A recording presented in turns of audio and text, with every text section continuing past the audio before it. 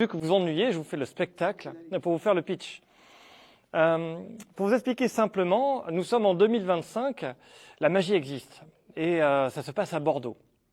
Donc nous avons Melpomène, la muse de la tragédie, un mage très puissant qui est mandaté pour aller résoudre un crime qui se passe dans le Périgord noir.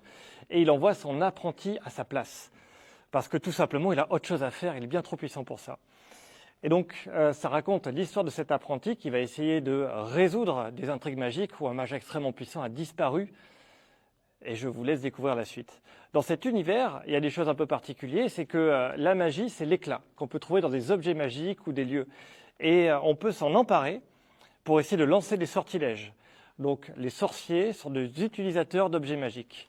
Et nous avons certains sorciers extrêmement puissants, par utilisation de la magie, qui arrivent à imbiber leur âme d'éclat. Et dans ce cas-là, ils peuvent manifester des effets magiques à l'aide des arts. Donc tous les magiciens sont des artistes et peuvent, par exemple, au travers de la poésie, contrôler l'espace-temps, au travers de la peinture, modifier complètement le lieu, l'ambiance, la température, ou même créer des créatures oniriques et fantastiques.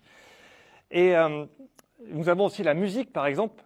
Ce n'est pas dans le livre, alors je peux vous le dire, mais c'est quelque chose que j'envisage d'écrire dans la suite.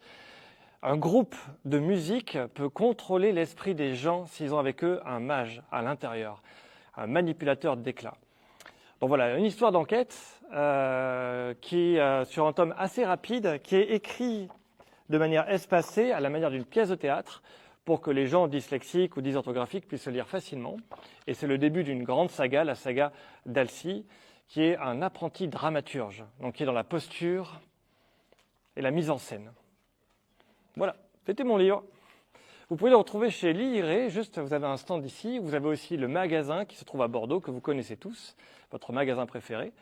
Et donc voilà, si ça vous dit, je fais les dédicaces dans pas trop longtemps, parce que après je dois rentrer m'occuper des enfants.